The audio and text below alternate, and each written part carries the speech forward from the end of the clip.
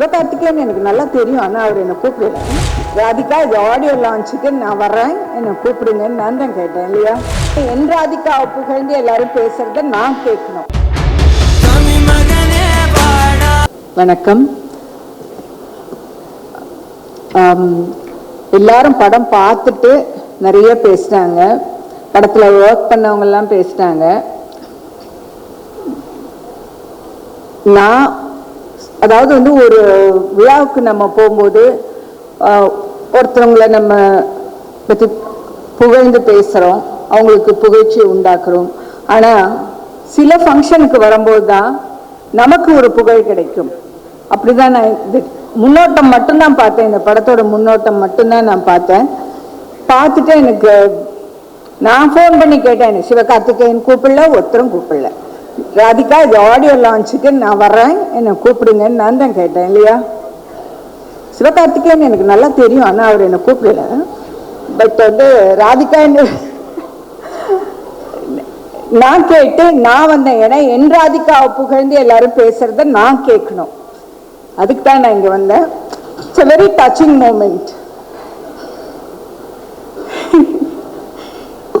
ஒரு சின்ன நான் வர ராதிகான்னு சொன்னோன்னே எங்கள் வீட்டில் கேட்டாங்க, நீ படம் பார்த்தியா? ஏன்னா நான் ராதிகாலாம் வெளியில் வரோன்னா வீட்டில் கொஞ்சம் மிரட்டி அனுப்புவாங்க. நீ படம் பார்த்தியா? இல்லை நான் பார்க்கல. என்ன பேசுவேன்? நான் என்ன வேணால் பேசுவேன். ராதிகாவை பற்றி நான் என்ன வேணால் பேசுவேன். நான் படத்தை பார்த்து தான் பேசணும்னு கிடையாது. நான் பார்த்துட்டேன். ட்ரெய்லரை அவங்க எனக்கு அனுப்புனாங்க. நான் அத்தனை வாட்டி பார்த்தேன். ஒன்றுமே ரசித்து பார்த்தேன். அவங்க அப்பா இதில் பார்த்தேன். நான் இப்போ இங்கே ஒரு ஃபோட்டோவில் ஏதோ அப்படி ஒரு லோ ஆங்கிளில் ஒன்று அப்படியே, ஏன்னா அவங்க அப்பா கூட நடித்த அந்த தலைமுறையை சேர்ந்தவங்கள நானும் ஒரு திங்கிற பெருமை எனக்கு உண்டு. அவங்க அப்பா நான் அங்கே பார்த்தேன். அவ்வளோ பெரிய நடிகர். அவருடைய லெகசியை அவங்க அழகாக கொண்டு வந்திருக்காங்க. ஒரு சின்ன பேக் ஸ்டோரி எனக்கு தெரியும், டைம் ஆச்சுன்னு. நான் சின்னதாக ஒன்று, ராதிகாவுக்கும் எனக்கு இன்னும் இவ்வளோ கனெக்ஷன் அப்படின்னா, ஒரே காம்பவுண்ட்குள்ளே 2 வீடு. நாங்கள் 2 ஃபேமிலிஸும் அங்கே ஒன்றா சின்ன வயசில் இருந்திருக்கோம். நான் கொஞ்சம் பெரிய பாப்பா, அவங்க ரொம்ப சின்ன பாப்பா. நான் எனக்கு ஃப்ரீயாக கிடச்ச ஒரு பொம்மையாக நினச்சி அவங்கள நான் இடுப்பில் தூக்கி வச்சுட்டே நிற்பேன். திடீர்னு ஊரை காலி பண்ணி அவங்க வேறு ஊருக்கு போயிட்டாங்க. இந்த பொம்மையை எங்கிட்டேருந்து எடுத்துகிட்டு போயிட்ட ஒரு ஃபீல் எனக்கு ரொம்ப வருஷம் இருந்தது. ஏன்னா அப்போல்லாம் பொம்மை எல்லாம் வாங்கி கொடுக்குற அளவுக்குலாம் நாங்கள் வசதியானவங்க கிடையாது. இது ஃப்ரீயாக எனக்கு ஒரு கிடைச்ச பொம்மை நான் தூக்கி வச்சுட்டு எப்போவுமே நிற்பேன். அப்படி கட் பண்ணாக்கா காலத்தின் கொடுமை நான் நடிகை ஆயிட்டேன். மேட்டுப்பாளையத்தில் ஆடு கூட நடிக்கிறேன், ஆட்டுக்கார அலமேலும். அப்போ கொரியோகிராஃபர் நம்ம டான்ஸ் மாஸ்டர் புலியூர் சரோஜா சித்தி சொன்னாங்க, ராதா அண்ணன் பொண்ணு நடிக்கிறாங்க, அந்த ஷூட்டிங்க்கு தான் நாங்கள் வந்திருக்கோம். எங்கள் அம்மா கேட்டாங்க, கீதா அவங்க பொண்ணா? ஆமாம். நம்ம போகலாம் ராதிகா போய் பார்த்தா ரயில் ட்ராக்ல தலையை வச்சுட்டு சிரிச்சிட்டு இருக்காங்க. ஸோ பார்த்தோன்னே என் பொம்மை திரும்பி கிடைச்சிடுச்சுங்கிற ஒரு பெரிய சந்தோஷம் எனக்கு. இப்படி நான் பார்த்தேன் ராதிகாவை, இன்னைக்கு நான் இப்படி பார்க்குறேன். அவங்கள என்னை விட பெருமைப்படக்கூடியவங்க இருக்கிறதுக்கு வாய்ப்பே கிடையாது. அவங்க அம்மா இருந்தால் அவ்வளோ சந்தோஷப்பட்டிருப்பாங்களோ. நான் நிஜமாக ரொம்ப சந்தோஷம் எனக்கு. இந்த படத்தை பார்த்துட்டு எனக்கு அது எப்படி சொல்கிறதுன்னு எனக்கு உண்மையில எனக்கு புரியாது. ஏன்னா கமல் சார் எனக்கு ஒரு நாள் காலையில் ஃபோன் பண்ணார். ஃபோன் பண்ணிட்டு, அம்மா ராதிகாவுக்கு என்ன உடம்புக்கு கேட்டார். அப்போ அவங்க டெங்கு ஃபீவர், அவங்களுக்கு ஒன்றும் இல்லை சார், சரியாயிடுச்சு, வீட்டுக்கு வந்துடுவாங்க. நான் ட்ரெய்லர் பார்த்தேன், என்னம்மா நடிச்சிருக்குமா அந்த பொண்ணு, எனக்கு சொல்ல முடியல அப்படின்னாரு.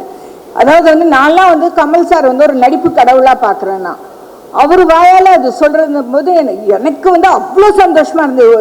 சார் ஒரு நிமிஷம் சார், நான் ராதிகா சொல்லிட்டு வந்துடுறேன், சீக்கிரம் வெளியில் வந்துடுவாங்க சார், இதை நான் சொன்னேன்னு சொல்லிட்டு நான் ஃபோன் பண்ணி சொன்னேன். She also so happy.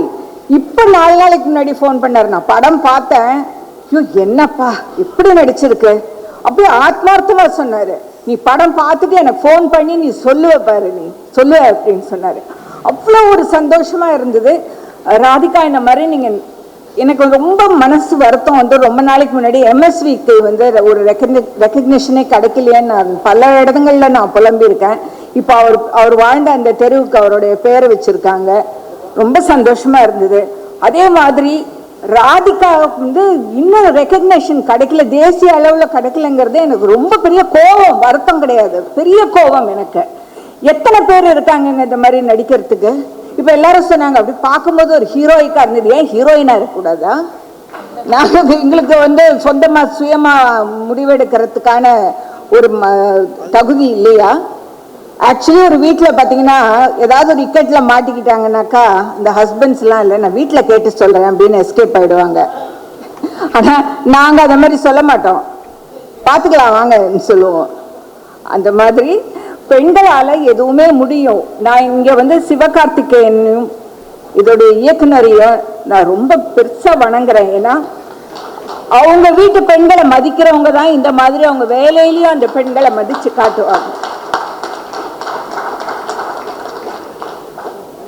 நீங்களாம் வயசுல ரொம்ப சின்னவங்க, ஆனா உங்களுக்கு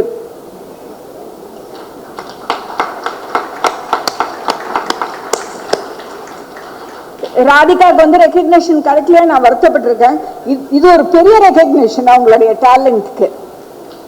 எத்தனை பேர் வந்து ஒரு பெண்ணை மையப்படுத்தி நீங்க வந்து தமிழ் சினிமா ஆரம்பிச்ச காலத்திலேருந்தோ இல்லை இந்திய சினிமா ஆரம்பிச்ச காலத்திலேருந்தோ பார்த்தீங்கன்னா 1000 படம் எடுத்திருந்தாங்கன்னா ஒரு 100 படம் தான் பெண்களை மையப்படுத்தி எடுக்கப்பட்டிருக்க படமா இருக்கும். அந்த படத்துல அந்த வரிசையில இந்த படம் நிச்சயமா வந்து காலத்தால அழிக்க முடியாத ஒரு படமா இருக்கும். அதுக்கு உங்களுக்கு அனைத்து பெண்கள் சார்பாகவும் உங்களுக்கு